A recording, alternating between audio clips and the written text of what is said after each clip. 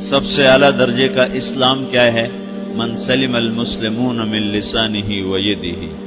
زندگی میں یہ طے کر لو، کوئی کتنا ہی تمہیں دکھ پہنچائے، کوئی کتنا ہی تمہاری بےعزتی کرے، چپ ہو جاؤ، سہ جاؤ. مرنے والے کی کیا عزت، کیا ذلت. میں نے تو مر کے دیکھا ہے، اور مجھے یہ حدیث سمجھ میں آئی ہے بڑی اچھی طرح، موتو قبل ان تموتو، کہ مرنے سے پہلے مر جاؤ. اس وقت اگر میں مر جاتا تو مجھے کوئی گالیاں دیتا تو مجھے کیا نقصان تھا، اور مجھے کوئی نعرے لگاتا میرے لیے تو میرا کیا نفع تھا. تو مرنے سے پہلے مر جاؤ. کوئی تمہیں برا بھلا کہے تو تمہارا کیا نقصان ہے، تمہیں کوئی واہ واہ نعرے لگائے تمہیں کیا نفع ہے. اگر اللہ راضی ہے تو مرد آباد اور زندہ آباد سے بے نیاز ہو. ابو ذر رضی اللہ تعالیٰ عنہ کو ایک آدمی نے گالیاں دی تو انہوں نے فرمایا بیٹا ایک گھاٹی آگے آ رہی ہے، اس میں گر گیا تو جو کچھ کہہ رہے ہو اس سے بھی زیادہ کا حقدار ہوں، اور اگر پار ہو گیا تو تیری گالیوں سے مجھے کوئی فرق نہیں پڑتا ہے. من سلم المسلمون من لسانہ و یدہ موتوا قبل ان تموتوا. چونکہ آج کل اخلاق ہیں انتقامی، معاف کرنے والے اخلاق ہیں نہیں، انتقامی اخلاق ہیں. ہمارا معاشرہ انتقامی ہے، اچھا کرو گے تو ہم اچھا کریں گے، برا کرو گے تو ہم برا کریں گے، جیسا کہو گے ویسا ہم سے سنو گے. یہ ہمارا ماحول ہے، یہ ہمارا. ایک ماں کہہ رہی تھی دوسری ماں کو میرے پترا کدی کسی نے واسطے سلام نہیں کیتا، بڑے فخر سے کہہ رہی ہے، ہمارے اپنے گاؤں کی بات ہے، میرے پترا کدی نہیں کسی نے واسطے سلام کیتا، مائی جڑا کرے انہوں کریں دیں، جڑا نہ کرے انہوں پوچھ دے ہی کوئی نہیں. یہ وہ فخر سے کہہ رہی. جو سب سے بڑا عیب ہے وہ سب سے بڑا فخر بنا ہو. میرے پترا کدی نہیں کسی نے واسطے سلام کیتا. جب ماں باپ نے یہ سبق دیا تو اولاد کا کیا قصور ہے. ہمارا معاشرہ انتقامی ہے، ایک کی 10 سنانے کا ماحول ہے، تو آپ 100 کی ایک بھی نہ سناؤ.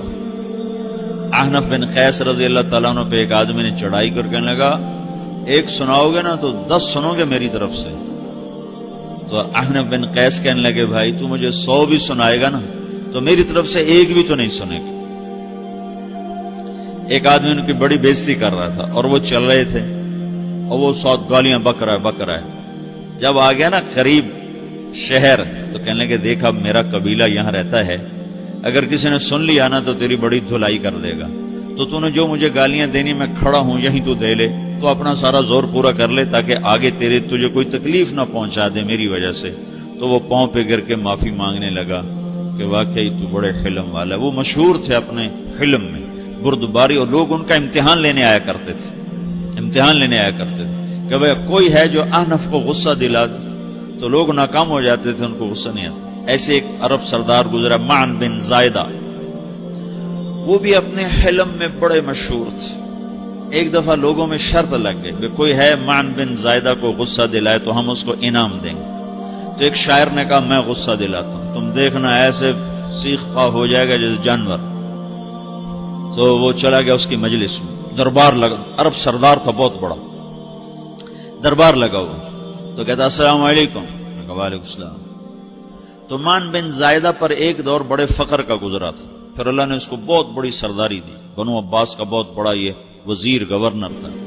تو کہتا اتذکر اذ لحافک جلد شاۃ واذ نعلاک من جلد البعیر. کیوں بھائی تجھے یاد ہے جب تیرا بستر بکری کی کھال تھا اور تیرے جوتے اونٹ کی کھال کے تھے؟ تو کہنے لگا کیوں نہیں یاد، بھلا کوئی ماضی بھی بھولتا ہے.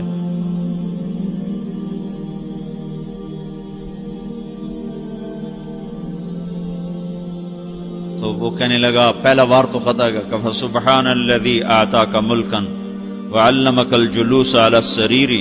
تو پھر ساری تعریفیں تو اللہ کی ہیں جس نے تیرے جیسے کو تخت پہ بٹھا دیا. کہاں بھئی ساری تعریفیں اللہ کی ہیں، میری تو کوئی اوقات نہیں. تو کہنے لگا سأرحل عن دیار انت فیہا وان جار الزمان علی الفقیر. جہاں تیرے جیسا حکمران ہو وہاں مجھے رہنا گوارا ہی نہیں ہے، میں یہاں سے چھوڑ کے نکل جاؤں گا چاہے کتنی تکلیف اٹھاؤں. بڑے دربار میں یہ ایک گورنر اور وزیر سے بات ہو رہی ہے. تو وہ کہتا ہے اچھا بھائی اگر تو ہمارے پاس رہے گا تو ہم تیرا اکرام کریں گے، اور اگر تو جانا چاہتا ہے تو پھر رافقت کا سلام، تو وہ یہ بار بھی خالی گیا تو کہنے لگا فجد لی ابن ناقصۃ بمال،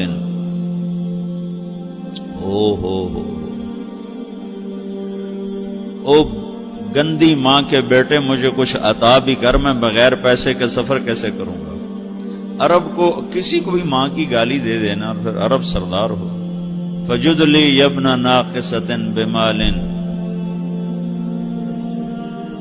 بری ماں کے بیٹے مجھے کچھ پیسے بھی دے، میں نے جانا ہے. میں کہا بھائی اس کو 3000 دے دیا جائے. اللہ تو کہنے لگا قلیل ما آتیتنی و انی لأطمع منک فی الکثیر، یہ تو بہت تھوڑا تو نے دیا ہے، مجھے اور دے. کہا اچھا بھائی 3000 اور دے دو. تو وہ شاعر کی بھی آنکھیں پھٹ گئیں. کہنے لگا اب ٹھہر جا ٹھہر جا، اب میں تیری اصل تجھے بتاتا ہوں.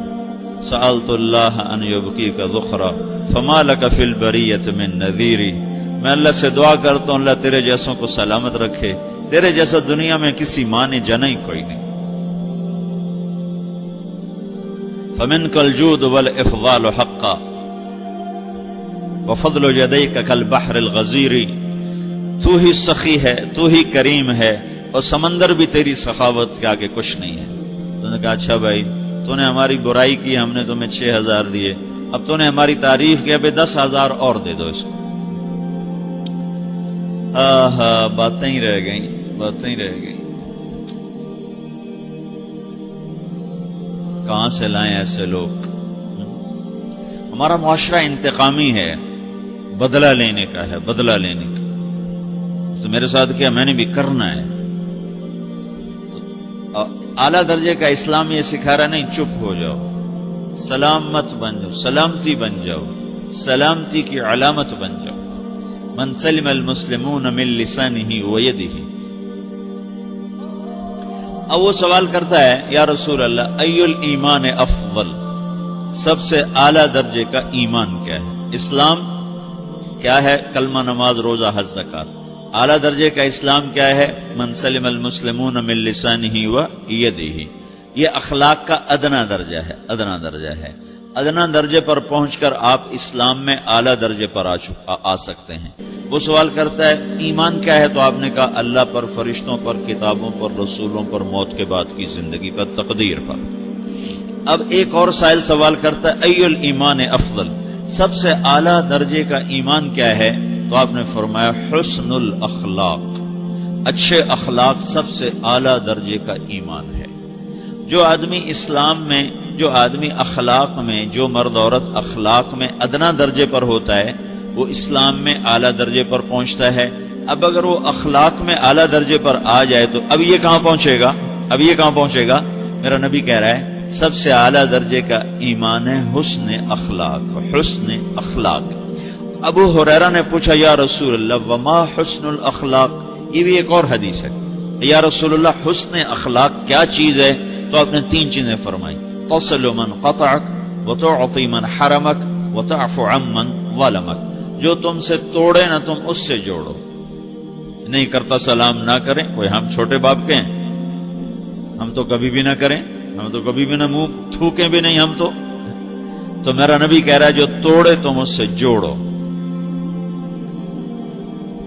جو محروم کرے اسے عطا کرو، جو زیادتی کرے اس سے درگزر کرو. یہ 3 کام جو عورت مرد کر لے گا یہ اخلاق کے اعلیٰ درجے میں ہے. جب یہ اخلاق کے اعلیٰ درجے پر پہنچتا ہے تو پھر میرا نبی کیا بشارت دیتا ہے؟ ادنا درجے پر پہنچ کر تو اعلیٰ مسلمان کی بشارت ہے، اور اخلاق میں اعلیٰ درجے پر پہنچ کر میرا نبی کہتا ہے کاد الحلیم ان یکون نبیا، اعلیٰ اخلاق والا بس نبی بنتے بنتے رہ جاتا ہے. اعلیٰ اخلاق والا ایسے ہے جیسے کہ نبی، قریب ہے کہ وہ نبی بن جائے. یہ تو ہے نا ترجمہ، لیکن ہم ہمارے اردو میں کہتے ہیں وہ نبی بنتے بنتے بنتے رہ گیا. کیا مطلب؟ کہ اس میں اور نبی میں صرف نبوت کا فرق رہ جاتا، باقی وہ سب کچھ حاصل کر لیتا ہے. تو یہ سارے دین کا میں نے آپ کو خلاصہ بتایا ہے کہ میری آپ کی ضرورت ہے کہ میرا اسلام اعلیٰ درجے کا ہو، من سلم المسلمون من لسانہ و یدہ، میرا ایمان اعلیٰ درجے کا ہو،